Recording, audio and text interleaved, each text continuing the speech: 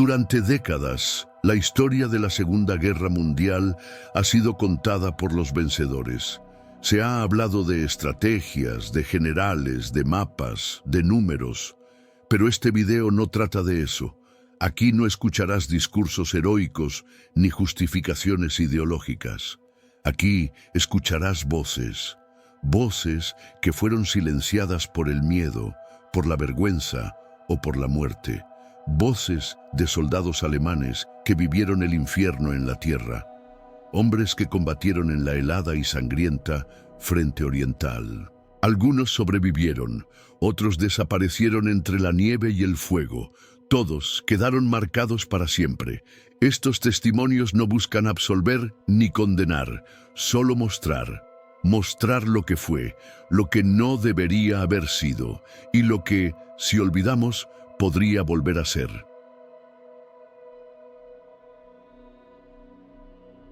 Heinrich Krüger tenía 23 años cuando fue enviado a Stalingrado como cabo de la 6ª División Panzer del 6º Ejército Alemán. En enero de 1943, se encontraba atrapado con los restos de su unidad en el sector sur de la ciudad, cerca de la antigua fábrica de tractores. Las fuerzas soviéticas habían cerrado el cerco y las temperaturas caían por debajo de los 30 grados bajo cero. No quedaban rutas de abastecimiento, ni munición suficiente, ni posibilidad alguna de evacuación. Krüger permaneció más de 3 semanas en un edificio destruido junto a otros soldados, antes de ser capturado. Este es su testimonio. Nunca pensé que el frío pudiera doler más que una bala. En Stalingrado aprendí que sí, el frío te rompe por dentro, te corta la piel, te muerde los huesos, te apaga el pensamiento. Nos habíamos refugiado en el sótano de una fábrica destruida, rodeados de vigas retorcidas y ladrillos congelados. Éramos 7 al principio. Después fuimos menos. Luego ya no contábamos. No sabíamos si era martes, domingo o si habían pasado 3 días o 10. Lo único que sabíamos era que nadie vendría a buscarnos y que los rusos estaban cada vez más cerca. La comida se terminó la primera semana. Después vino la desesperación. Uno encontró una rata y la cocinamos con madera podrida. El olor atrajo a otros soldados del edificio contiguo. Discutimos por los huesos. Nunca imaginé que en algún momento de mi vida suplicaría por un hueso roído, pero lo hice. Llorando, me arrodillé por un trozo de cartílago chamuscado.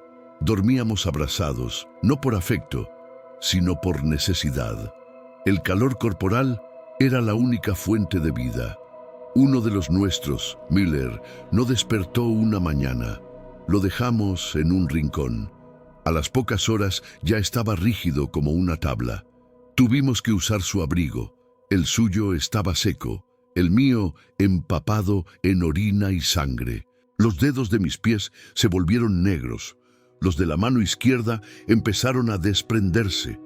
El pulgar cayó solo cuando lo rocé contra el cañón del rifle.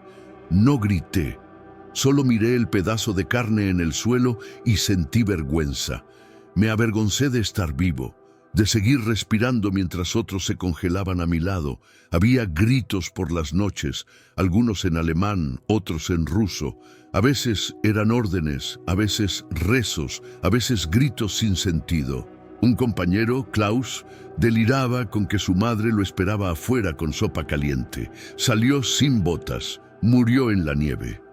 Lo encontramos al día siguiente con la cara mordida por ratas. No dijimos nada. Solo le cerramos los ojos, o lo intentamos. Estaban congelados abiertos. La última vez que comí algo parecido a carne fue cuando asamos una bota vieja. Rasgamos la suela, raspamos el cuero y lo hervimos en un casco lleno de nieve derretida. Sabía a humo y metal. Uno vomitó sangre. Otro tuvo diarrea y murió deshidratado. Ni siquiera intentamos enterrarlo. No teníamos fuerza ni para cavar. El silencio era peor que el ruido.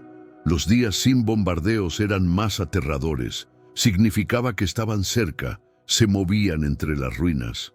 Escuchábamos pasos, respiraciones, y cada sombra era una posible emboscada. Algunos soldados dormían con la granada en el pecho con el seguro medio suelto. Uno de ellos se voló el torso por accidente. Solo encontramos sus piernas. Nadie lloró, solo nos sentamos en círculo, respirando su humo, su sangre, su final. Llegué a pensar en rendirme, pero no había a quién. Si salías, te disparaban. Si te quedabas, te morías. Era solo cuestión de elegir cómo. Me amputaron 3 dedos sin anestesia. Me ataron una cuerda al brazo, calentaron una navaja y cortaron. La infección seguía avanzando. El oficial médico murió la semana anterior. Nos quedaba un enfermero con un manual y manos temblorosas. Después de la amputación me desmayé. No sé cuánto tiempo estuve fuera. Al despertar, alguien me había puesto un trozo de trapo en la boca para que no mordiera mi lengua. Estaba cubierto de sangre seca. Cuando finalmente llegaron los soviéticos, yo no sentí miedo, sentí alivio. Me rendí sin mirar sus caras, me arrodillé y mostré mis manos. Ellos no dijeron nada, solo me quitaron el casco y me arrastraron fuera. Hacía días que no veía la luz, me ardieron los ojos. Sobreviví. No sé por qué, no sé para qué. En las noches aún escucho los gritos, el viento colándose por los muros rotos, el crujir de huesos bajo las botas. Lo que pasó en Stalingrado no fue una batalla, fue una carnicería silenciosa, un matadero blanco, y yo fui testigo.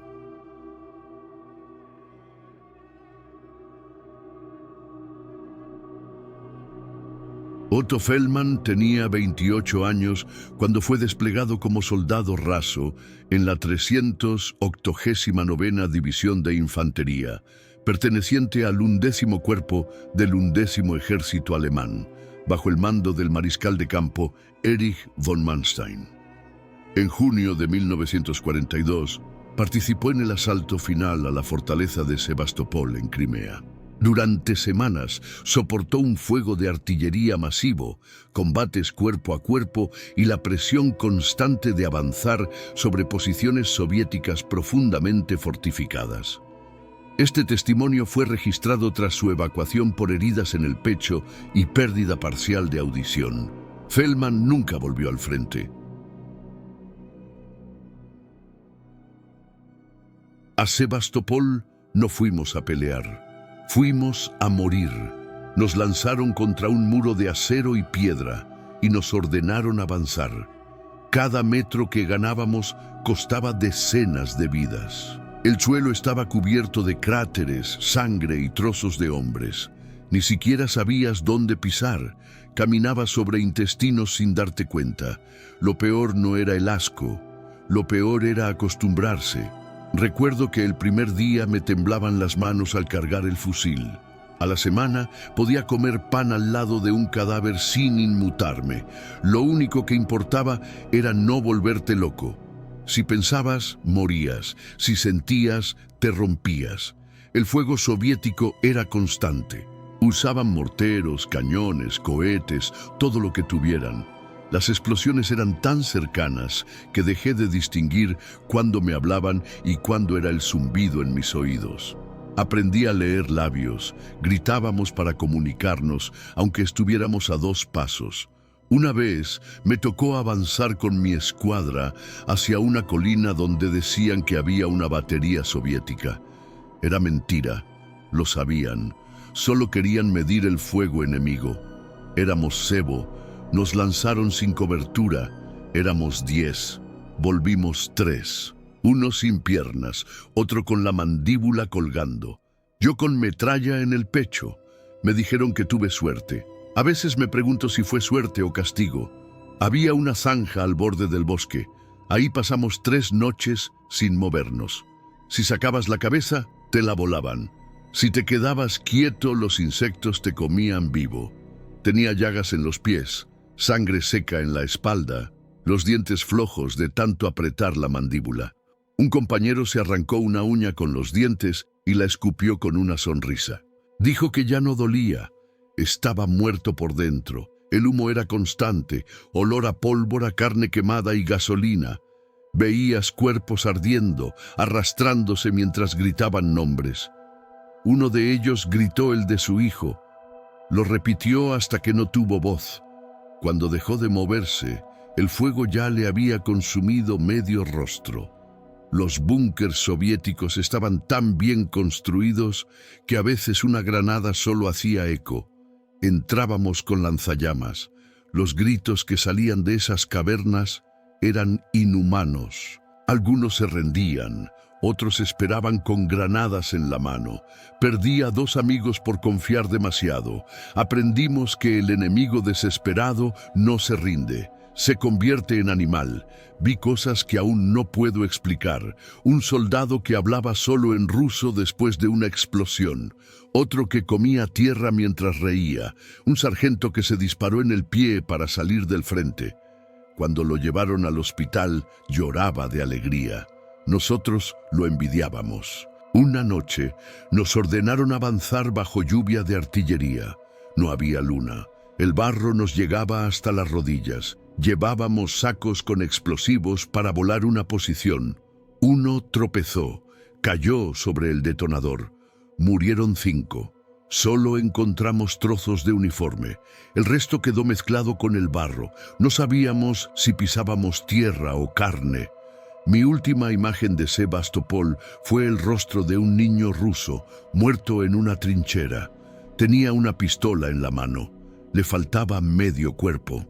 Probablemente tenía 15 años. Le cerré los ojos con los dedos congelados. Nadie me lo pidió, solo lo hice. Necesitaba sentir que algo humano quedaba en mí. Cuando me sacaron por herido, lloré. No por el dolor. Lloré porque sentí que escapaba, que otros iban a morir en mi lugar.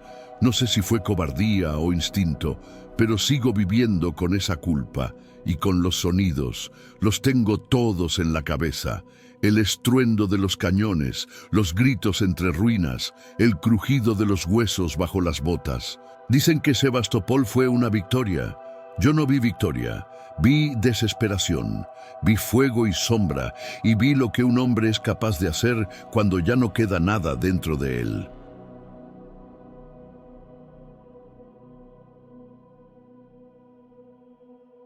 Kurt Eisenhardt tenía 31 años y ostentaba el rango de sargento en la 5ª División Panzer de las Waffen-SS, conocida como Wiking, cuando participó en los combates en torno a la ciudad de Kharkov, en Ucrania, durante el invierno de 1943. En medio de una retirada parcial, tras la derrota en Stalingrado, las fuerzas alemanas intentaban reorganizar líneas bajo temperaturas extremas. Eisenhardt fue uno de los pocos sobrevivientes de su compañía, aislada durante 5 días en los suburbios de la ciudad. Este testimonio fue recuperado de un informe médico tras su hospitalización en Dnipro, donde fue tratado por congelación severa y trauma neurológico.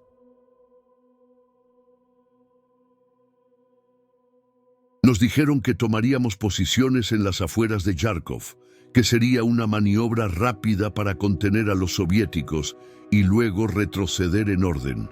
Mentira, fue una trampa. Entramos en un barrio industrial medio destruido, con naves vacías y columnas de humo saliendo del suelo. El enemigo ya estaba ahí. No era una posición de espera, era un matadero. Éramos 23 hombres. Al final quedamos 5 sombras. No sé cuánto tiempo estuvimos atrapados entre esos muros. Podrían haber sido 5 días o 5 semanas. El tiempo se diluía con la nieve, con el hambre, con el miedo. Perdimos contacto con el mando al segundo día. La radio se congeló. Las baterías murieron, como nosotros. El frío era peor que el enemigo. No lo digo por dramatizar. Es literal, el frío nos mataba lentamente desde adentro.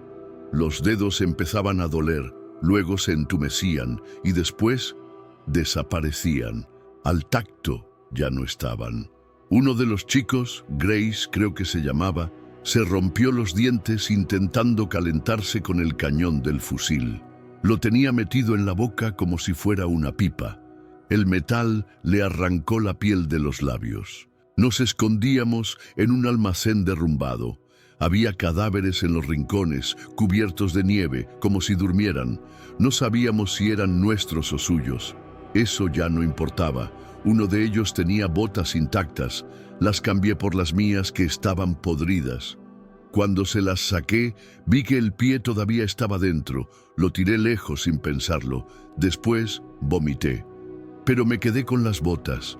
Teníamos un poco de pan negro, congelado como piedra. Lo cortábamos con bayoneta. Cada bocado era una astilla en la boca. Al tercer día, alguien sugirió comernos al caballo muerto que habíamos visto en la calle trasera. Lo hicimos. Arrastramos el cuerpo hasta una fogata improvisada. La carne estaba verde. La cocinamos igual. Sabía a petróleo. Nos enfermamos todos. Uno murió al día siguiente. No supimos si fue por la carne o por otra cosa. Había disparos todo el tiempo, en la lejanía, en las paredes, sobre nuestras cabezas. Nadie dormía. Cerrabas los ojos y escuchabas pasos, susurros, gritos. Gritaban nuestros nombres, o eso creíamos. Era como si el viento supiera quiénes éramos. Yo me tapaba los oídos con trapos. No servía de nada. Un día, un francotirador nos dejó atrapados en un pasillo. Disparaba a todo lo que se movía. Durante horas, nadie se atrevió a cruzar. Uno intentó correr. Le voló la mandíbula. Cayó de rodillas y se retorció en silencio. No tenía lengua. Le sangraba la garganta como una manguera rota. Lo arrastramos de vuelta y le disparamos por piedad. Aún lo sueño, todas las noches. El peor momento fue cuando entendimos que nadie venía, que el alto mando ni siquiera sabía dónde estábamos. Habíamos dejado de existir para ellos. Decidimos salir por la noche. Corrimos por las calles vacías, bajo la nieve y las balas. Vi a uno de mis compañeros resbalar y abrirse la cabeza contra un bordillo. No paramos. Si parabas, morías. Cuando llegamos a una posición alemana, no nos reconocieron. Nos apuntaron. Parecíamos animales, sucios, delgados, con los ojos hundidos. Un médico me examinó y dijo que tenía principio de gangrena en ambos pies. Me reí. Le dije que eso era lo mejor que me había pasado en semanas. Desde entonces no volví al frente. Me dieron una baja médica. Algunos me dijeron que tuve suerte. No sé si fue suerte. Perdí más que dedos. Perdí la voz, el sueño, el rostro. Cuando me miro al espejo no veo a Kurt. Veo a un fantasma. Uno que todavía escucha los pasos en la nieve y el eco de su propio nombre entre las ruinas de Yarkov.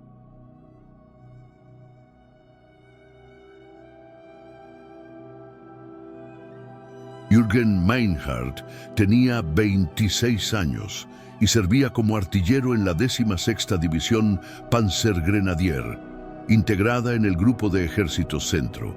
En el invierno de 1942 fue destinado al frente de Rjev, una de las zonas más mortíferas y menos documentadas del conflicto germano-soviético. Conocido entre los propios soldados alemanes como el moledor de carne, el sector se caracterizaba por líneas fijas, ofensivas suicidas y un clima implacable. Meinhardt pasó más de 2 meses en trincheras congeladas bajo fuego constante, sin posibilidad de rotación. Este testimonio fue recogido en una carta interceptada por la censura militar y nunca enviada. Me dijeron que Rjev era una posición estratégica, que resistir ahí era esencial para sostener el frente. Pero lo que no dijeron es que nadie sale vivo de esta tierra. No me refiero solo al cuerpo. El alma también queda enterrada en este lodo. Llegamos a finales de noviembre. La tierra ya estaba dura como cemento. Las trincheras no eran profundas, porque el suelo no se dejaba excavar. Dormíamos en agujeros forrados con mantas mojadas, comíamos pan congelado y bebíamos nieve derretida. Cada noche era una batalla contra el clima y contra uno mismo. El barro se metía en todo, en las botas, en los fusiles, en los pulmones. La ropa no se secaba nunca. Olíamos a orina, a mojo, a podredumbre. Uno de los chicos, Becker, no se quitó las botas en una semana. Cuando lo hizo, se trajo consigo 2 dedos pegados a la lana. Lo llevaron a la parte trasera. Nunca volvió.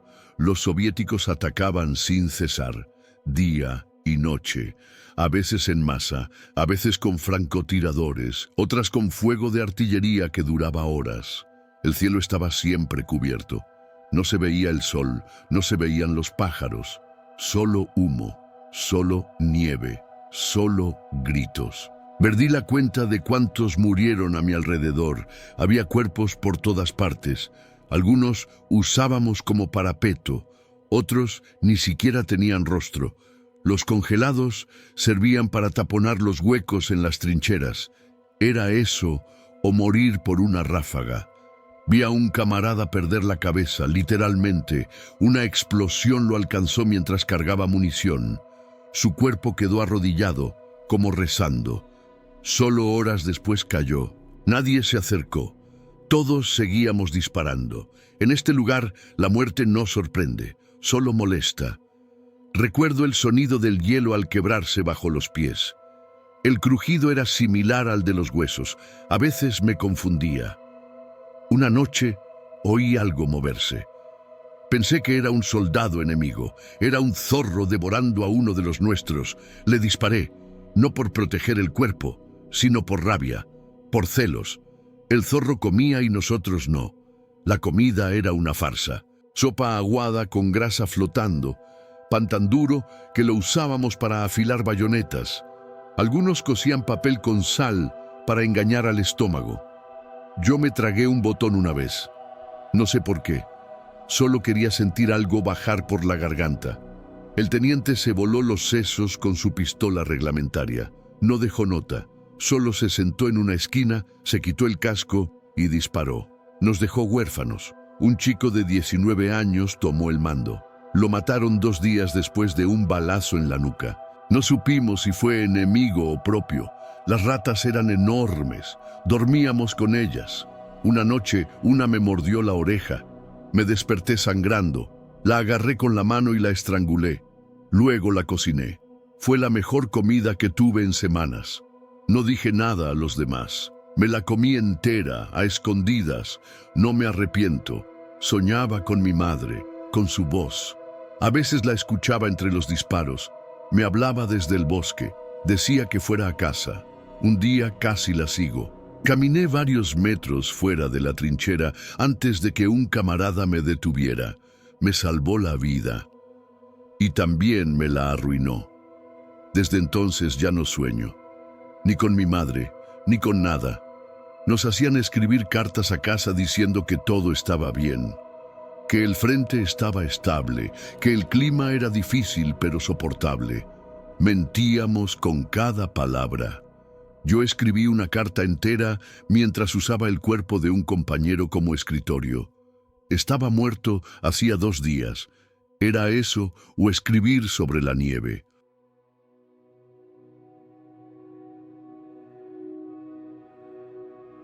Wilhelm Beckmann tenía 34 años. Era teniente en el Grupo de Ejército Centro, adscrito a una unidad de reconocimiento motorizado. En octubre de 1943, formó parte de las fuerzas alemanas que se retiraban del área de Smolensk tras el avance masivo del Ejército Rojo. La retirada se caracterizó por emboscadas soviéticas, escasez de combustible, interrupción total de suministros y una moral colapsada. Durante más de 10 días, Beckmann y su unidad quedaron aislados, sin contacto con el cuartel general. Fue evacuado con hipotermia y lesiones internas tras alcanzar posiciones alemanas cerca de Orsha. Su testimonio fue transcrito de un interrogatorio médico-militar. Si alguien me hubiera dicho en 1941 que terminaría huyendo por los bosques de Rusia como un animal herido, no lo habría creído. Pero eso fue exactamente lo que pasó. En octubre del 43 ya no éramos un ejército. Éramos un grupo de fantasmas arrastrando los pies en el barro, con las tripas vacías y la mirada perdida. Perdimos Smolensk sin saber siquiera que la habíamos perdido. Una noche teníamos órdenes de fortificar el sector y a la mañana siguiente el mando nos gritaba que retrocediéramos o quedaríamos rodeados. No hubo retirada organizada, no hubo rutas claras. Solo caminos embarrados, camiones encallados, caballos muertos tirados al lado de los cañones, soldados solitarios caminando en dirección contraria. A veces disparábamos entre nosotros, convencidos de que eran rusos infiltrados. Otras veces simplemente no disparábamos más. Se nos terminó la munición y con ella el propósito. La niebla era espesa, constante, humedecía la ropa, oxidaba las armas, las radios dejaron de funcionar. El teléfono de campaña solo emitía estática. Quedamos aislados. Por las noches encendíamos fogatas mínimas, cubiertas con mantas, para no delatarnos. Pero igual nos encontraban, nos emboscaban, atacaban con rapidez, con cuchillos, con granadas. Sin aviso, solo gritos, fuego y oscuridad. Vi a un soldado correr con las tripas colgando. Tropezó y cayó de cara en el lodo. Nadie se detuvo. Ya no había heroísmo, solo supervivencia. Si podías caminar, caminabas. Si no, quedabas. Era así de simple. Había días en que caminábamos 20 kilómetros sin decir una palabra. Los pies mojados, llenos de llagas, el estómago rugiendo. Comíamos lo que encontrábamos, raíces, cuero, cáscaras. Vi a un compañero chupar la sangre de un caballo muerto. Otro se comió parte de su cinturón. Yo me tragué un botón de pan negro que encontré en una mochila abandonada. Me provocó vómitos durante 2 días, pero al menos tenía algo en el cuerpo. Los heridos quedaban atrás. No podíamos cargarlos. Algunos se suicidaban antes de ser capturados. Otros se arrastraban hasta congelarse. A uno le disparamos nosotros mismos, por piedad. Nos pidió que lo hiciéramos. Lo miré a los ojos. No vacilé. No fue valentía. Fue agotamiento. Los rusos nos acosaban como lobos. No daban tregua. Bombardeaban los caminos, volaban puentes, dejaban minas bajo cadáveres. Uno de los nuestros murió al intentar saquear el cuerpo de un oficial enemigo. Al tocar el cinturón, voló en pedazos. Después de eso, dejamos los cuerpos en paz. Ya no buscábamos comida, solo queríamos aire. El barro nos tragaba. Los camiones no avanzaban. Quemábamos la documentación, abandonábamos los vehículos. Los caballos colapsaban. Algunos soldados mataban a sus propios animales para no oírlos relinchar de dolor. Uno lloró mientras le disparaba al suyo. Le pidió perdón. Luego arrojó el fusil al río. Cuando alcanzamos las líneas alemanas cerca de Orsha, nadie nos reconocía. Éramos esqueletos, cubiertos de mugre, de sangre seca, de miedo. El comandante de aquella posición nos preguntó por qué no habíamos mantenido el sector. No respondimos, solo miramos al suelo. Yo no tenía voz, la había perdido gritando en una emboscada 3 días antes. En el hospital de campaña me dijeron que tenía hipotermia severa, infección en la piel y signos de colapso nervioso. Me obligaron a descansar. Me dieron pan y sopa. No pude comer. Lloré al ver la comida. Me temblaban las manos. Me asustaba el silencio.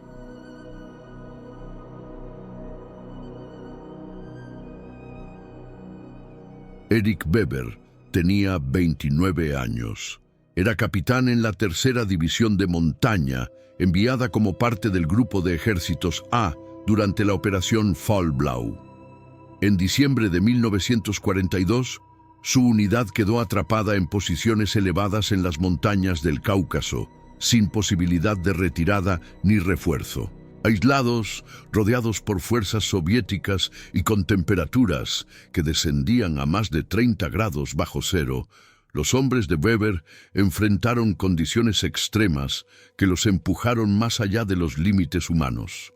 Su testimonio fue recuperado de un informe escrito en su cuaderno personal, hallado meses después en una cabaña abandonada.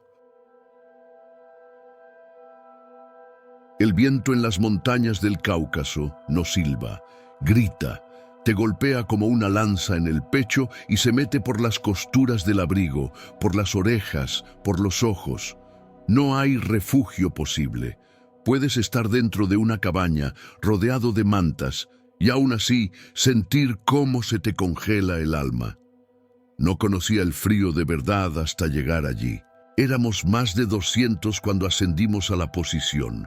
Una semana después quedábamos menos de la mitad. La nieve no paraba. El cielo era gris, inmóvil, opaco. Parecía que el tiempo mismo se había detenido para observar cómo nos deshacíamos lentamente. No nos movíamos, no atacábamos, solo esperábamos. A veces disparábamos al aire para no olvidar que seguíamos vivos. Los rusos estaban abajo. Lo sabíamos, pero no subían.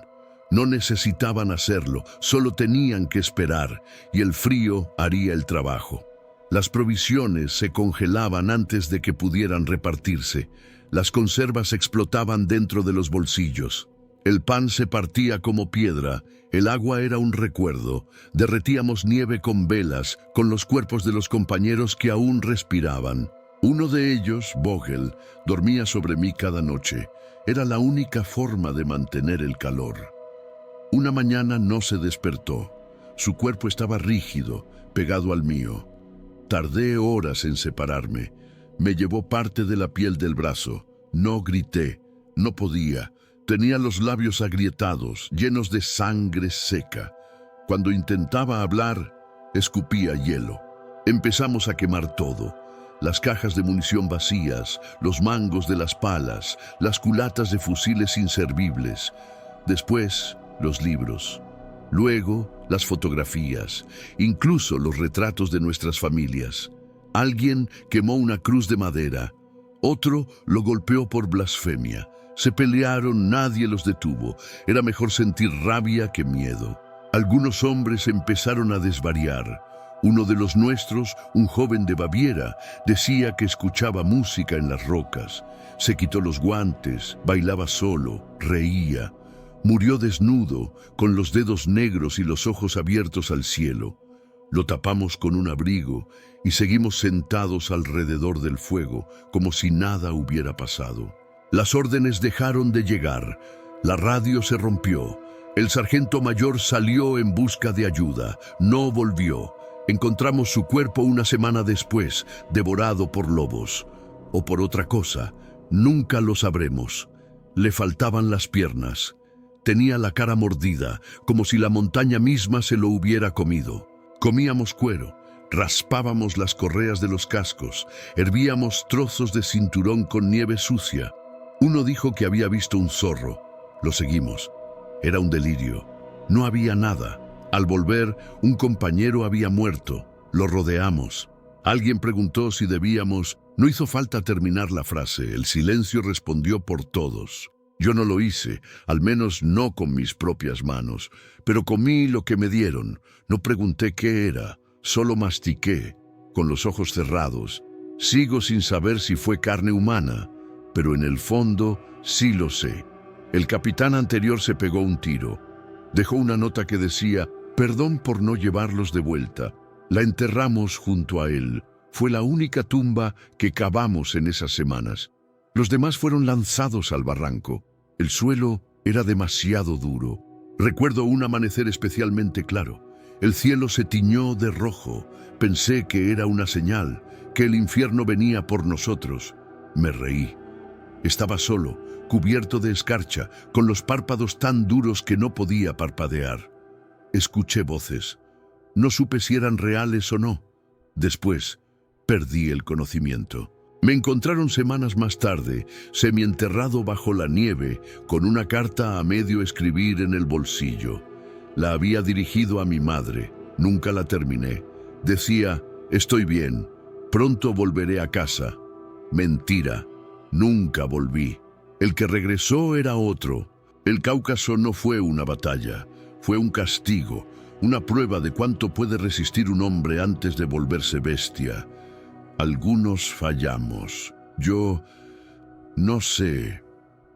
Tal vez fallé también, pero sigo aquí y a veces, cuando cierro los ojos, siento otra vez ese viento que no silba, que grita.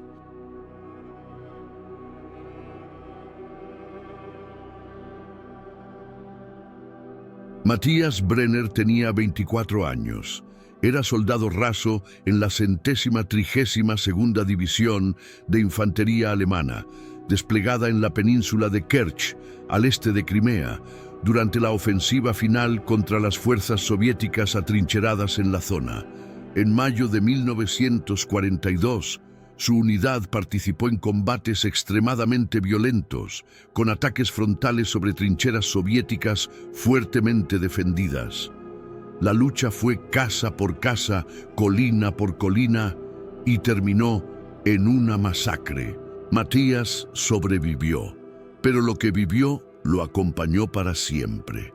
Su testimonio fue recopilado años más tarde, en una grabación de archivo realizada por médicos militares especializados en estrés postraumático. Nunca había usado una bayoneta antes de Kerch. Me entrenaron para disparar, para lanzar granadas, para seguir órdenes. Pero nadie me explicó cómo era mirar a un hombre a los ojos mientras lo apuñalabas hasta que dejara de moverse. En Kerch lo aprendí, a la fuerza, a quemarropa, sin margen de error. Nos enviaron a tomar una línea de trincheras soviéticas en la colina 174. Dijeron que era estratégica. Lo que no dijeron es que estaba minada, que estaba llena de nidos de ametralladoras y que los rusos no pensaban retroceder ni un metro. Salimos al amanecer con niebla espesa y botas empapadas. Éramos más de 100. Al final del día quedamos 30, y eso siendo generosos. Avanzábamos por un campo abierto, sin cobertura. Las balas silbaban como si nos susurraran la muerte al oído. Cada explosión lanzaba tierra, sangre y trozos de uniforme al aire. Gritábamos, pero no se escuchaba nada, solo el crujir de huesos, el retumbar de los morteros y los alaridos de los heridos. Uno de los nuestros fue partido en dos por una mina. Vi su torso retorcerse como si intentara huir de sí mismo. Lo cubrimos con una manta y seguimos. Cuando llegamos a la primera trinchera enemiga, la encontré llena de cuerpos. Algunos muertos, otros no. Un ruso me apuntó con una pistola mientras me lanzaba tierra a la cara. Disparé.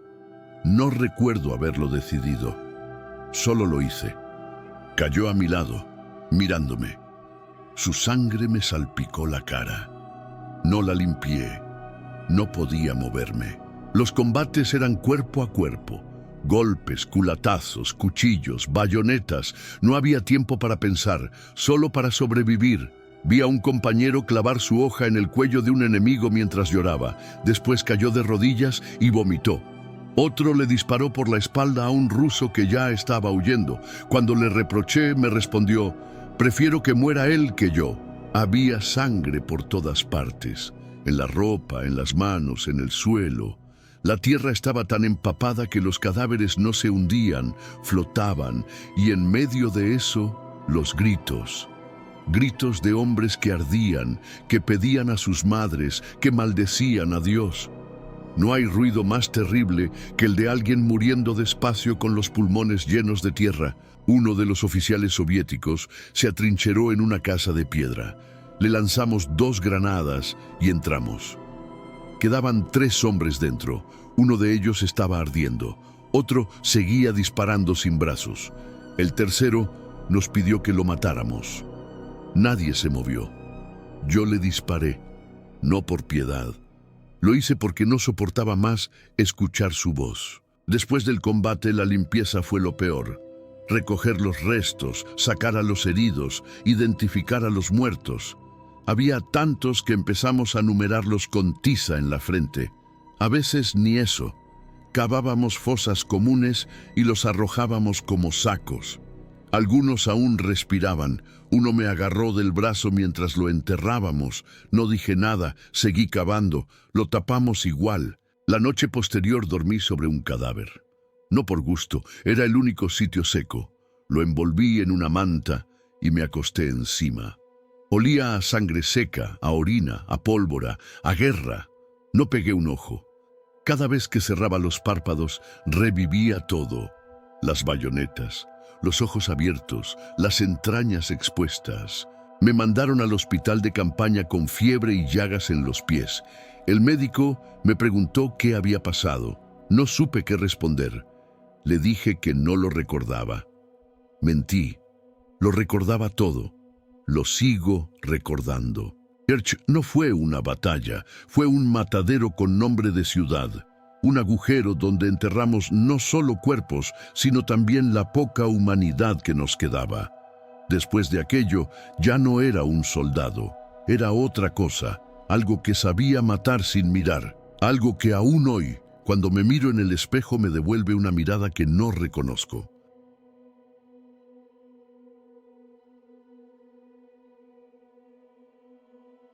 Hans-Dieter Voss tenía 22 años y pertenecía al 35º Regimiento de Infantería de la 100ª División Ligera de Infantería. Fue uno de los muchos jóvenes enviados a luchar en las ruinas de Stalingrado durante el avance alemán hacia el río Volga.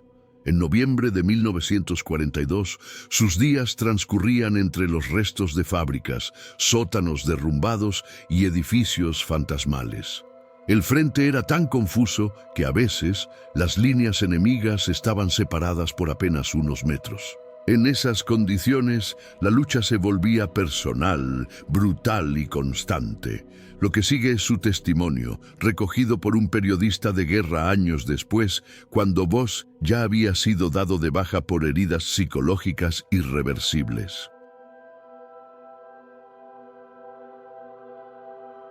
Stalingrado olía a óxido, carne podrida y humo eterno. Cuando entramos a la ciudad, pensé que estábamos caminando dentro de un cementerio que aún no había sido enterrado. Cada paso sonaba sobre cristales rotos, huesos triturados, casquillos de bala.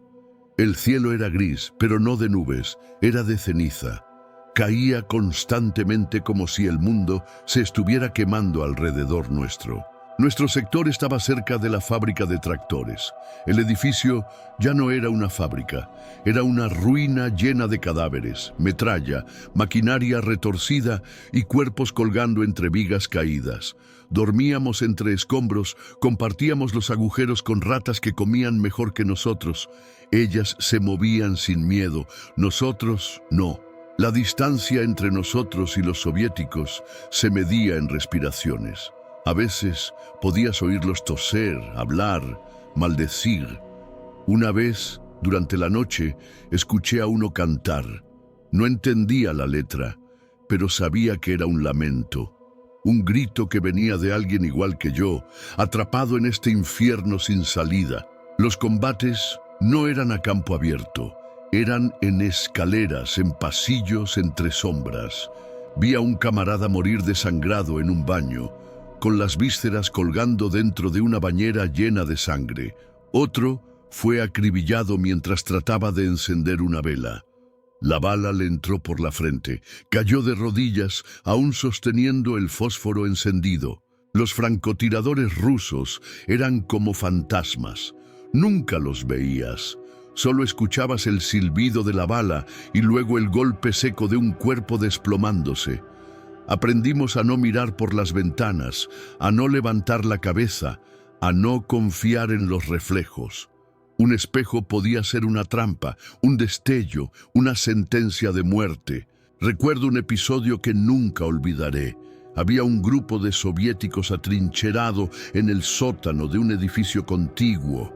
Lanzamos granadas, arrojamos gasolina, sellamos las entradas. Después de unas horas, el fuego empezó a salir por las rendijas. Los escuchábamos gritar desde dentro. No pedían ayuda, pedían que los matáramos. No lo hicimos, solo esperábamos que se callaran. La comida era polvo, las municiones oro. El agua venía de canaletas oxidadas. Algunos soldados bebían directamente de charcos con sangre. Uno encontró una botella de vodka congelada. La compartimos como si fuera el tesoro de un rey. Otro robó un paquete de cigarrillos de un cadáver. Fumó uno entero, llorando. A veces aparecían civiles, sombras vestidas de harapos, con ojos enormes y pies descalzos. Algunos mendigaban pan, otros maldecían en ruso. Una mujer vino corriendo con un bebé muerto en brazos. Gritaba algo que nadie entendía. El oficial ordenó que la apartaran. Un soldado la empujó. Ella cayó sobre su hijo y se quedó ahí, inmóvil. Nunca supe si estaba viva o muerta. Los cuerpos se apilaban como ladrillos. Había tantos que empezamos a usarlos como barricadas. En una trinchera improvisada construimos un muro con cadáveres congelados. Tapaban el viento y las balas. Al principio nos daba asco, después fue normal. El frío los conservaba, eran útiles, no sé qué es peor, necesitarlos o no sentir nada por ello. El hambre empezó a cambiar a los hombres. Uno, llamado Klaus, comenzó a hablar con su fusil. Otro se cortó un dedo para no ser enviado al frente. Un tercero se disparó en el pie y murió desangrado porque nadie lo socorrió. No había tiempo, no había compasión, solo había órdenes y silencio. Cuando los rusos lanzaron su contraofensiva, ya sabíamos que era el fin. Las bombas caían tan cerca que la tierra temblaba como un animal herido. La ciudad entera parecía gemir. Perdimos contacto con el cuartel. Ya no teníamos mapas ni instrucciones, solo miedo y frío y un presentimiento. Íbamos a morir allí. Una noche me encerré en un sótano con 3 compañeros. Afuera todo ardía. Uno comenzó a rezar. Otro se reía. Yo solo me tapé los oídos. Ya no podía escuchar más gritos, ni enemigos ni propios. Solo quería silencio, pero en Stalingrado ni los muertos descansan en paz.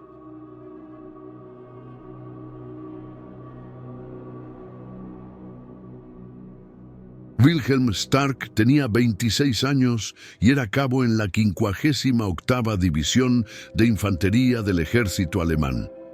Fue desplegado en el Frente Norte durante el cerco de Leningrado. El invierno de 1941 a 1942 fue uno de los más brutales del siglo, con temperaturas que alcanzaban los 40 grados bajo cero. Las tropas alemanas, mal equipadas para ese clima, enfrentaron no solo al enemigo soviético, sino a una naturaleza despiadada y a una muerte lenta por congelación, enfermedad y locura. Lo que Wilhelm relató no habla solo de combates, habla de descomposición humana en todos los sentidos.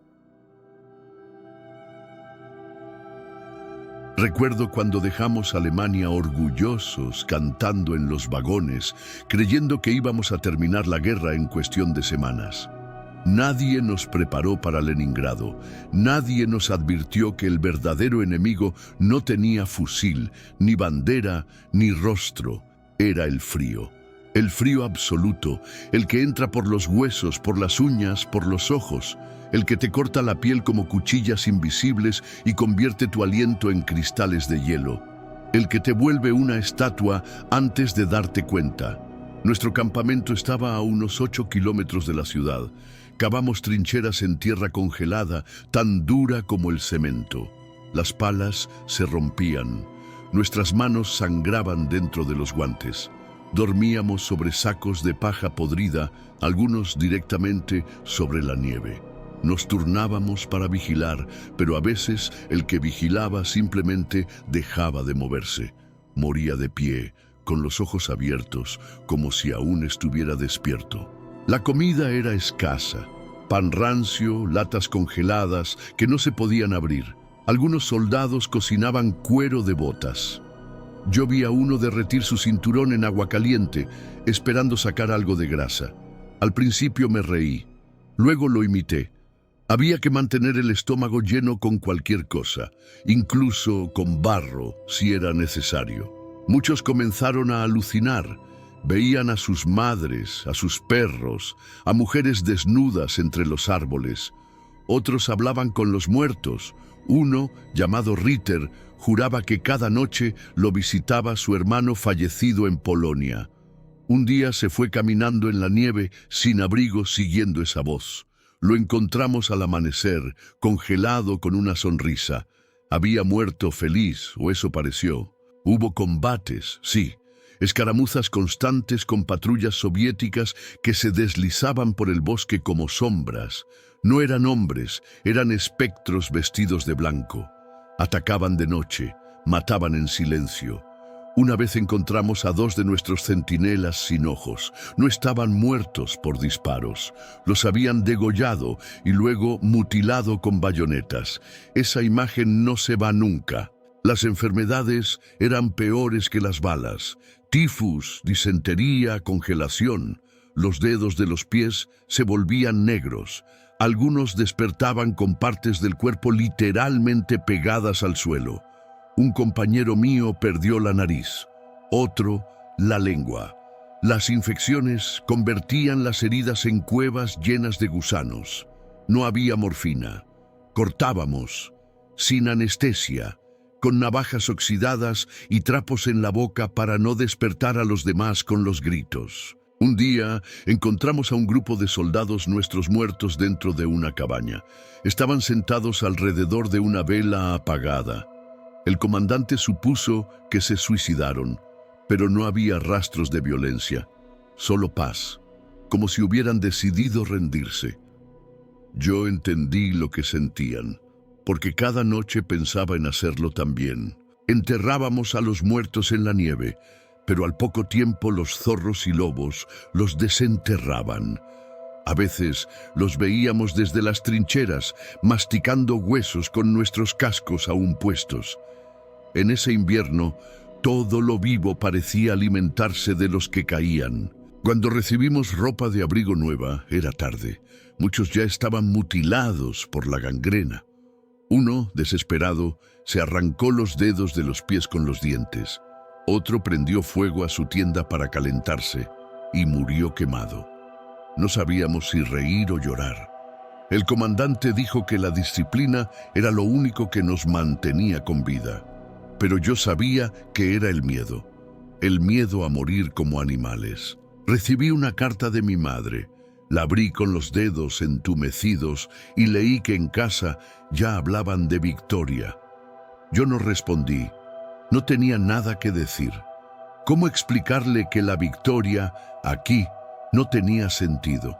Que estábamos más allá de la guerra, que nos habíamos convertido en bestias, esperando simplemente no despertar congelados. Nunca llegamos a entrar a Leningrado.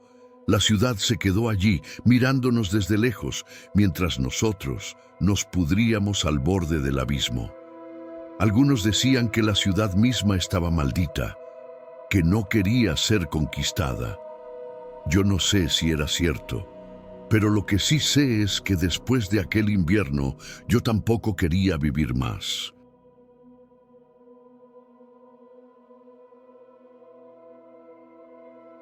Ernst Neumann tenía 31 años. Era comandante de pelotón en la tercera división Panzergrenadier, desplegada durante la Operación Ciudadela en los ardientes campos de Kursk. Veterano del Frente Oriental, había combatido en Ucrania, en Kharkov, y ahora enfrentaba lo que muchos llamaron la Gran Picadora de Carne, la mayor batalla de tanques de toda la guerra. Su testimonio, registrado en los años 60, fue rescatado de un archivo de sanatorio militar donde Neumann fue internado por desórdenes de estrés postraumático severo. Nunca volvió a pisar una ciudad. Kursk no fue una batalla, fue una fábrica de cadáveres. Las órdenes eran claras: avanzar sin importar el precio. Pero el precio era tan alto que a veces teníamos que caminar por encima de nuestros propios hombres. La tierra se abría con cada explosión, y los tanques alemanes, esas bestias de acero que parecían invencibles, se convertían en hornos ambulantes. El primer día avanzamos bajo un sol brutal. El polvo se pegaba a la piel como una segunda capa. En medio del rugido de motores, escuchábamos el constante martilleo de la artillería soviética. Tenían cañones por todas partes. Cada colina, cada trinchera, cada curva. Sabían que íbamos a atacar y nos estaban esperando con dientes afilados. Vi al primer Tiger explotar a los 20 minutos, no por un cañón, sino por una mina. El suelo estaba lleno de ellas, una tras otra. Los zapadores no daban abasto, muchos explotaban con los cuerpos aún enteros, pero sin cabeza. Una explosión limpia, silenciosa. A veces el tanque seguía rodando unos metros, sin tripulación viva dentro. Avanzábamos entre llamas y metralla. El calor era insoportable, no solo por el clima, sino por los incendios. Los campos de trigo ardían con facilidad. Los vehículos alcanzados se convertían en antorchas.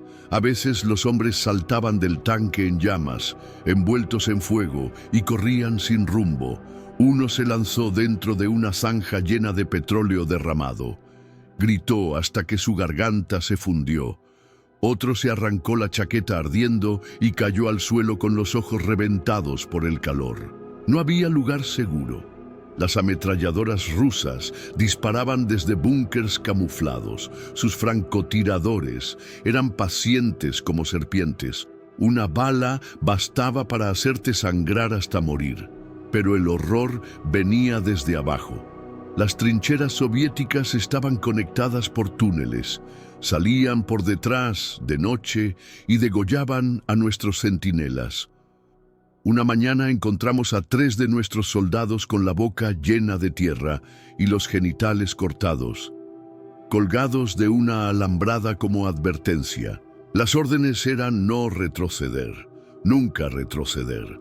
Un pelotón fue aniquilado y no se nos permitió rescatar a los heridos. Se les declaró prescindibles. Pasamos junto a sus cuerpos durante 3 días.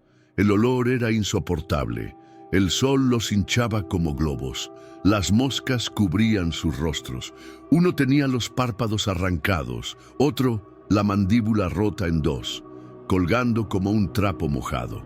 Un día disparé contra un grupo de soldados soviéticos que venían corriendo hacia nosotros. Cuando el humo se disipó, vi que eran adolescentes. Algunos apenas mayores que niños. Uno llevaba una foto colgando del cuello. La recogí. Era su madre. Estaba sonriendo. Yo también tenía una madre, pero ese día dejé de pensar en ella. Era más fácil matar si olvidabas de dónde venías. El barro era otro enemigo, tan espeso que atrapaba las botas y se tragaba vehículos enteros. Un Panzer IV quedó atascado y los soviéticos lo incendiaron vivo con cócteles Molotov. No hubo disparos, solo fuego. Dentro escuchamos los golpes. Golpeaban las paredes del tanque como si pudieran salir por fuerza bruta, pero nadie salió. El cielo estaba negro por el humo, los árboles ardían, el suelo vibraba día y noche. No sabíamos si era la tierra temblando o si ya nos habíamos roto por dentro. Algunos comenzaban a reírse en medio del combate, risas vacías, sin sentido. Uno de mis hombres se quitó el casco y gritó al cielo: «¡Ven por mí, maldita sea!». Una bala le voló la frente, cayó de rodillas y luego hacia atrás. Sus ojos seguían abiertos, como si aún esperara una respuesta. Había soldados que llevaban partes de otros consigo, un dedo, una oreja, un diente, talismanes macabros. Yo nunca lo hice, pero entendía el impulso. Era una forma de decir: sobreviví.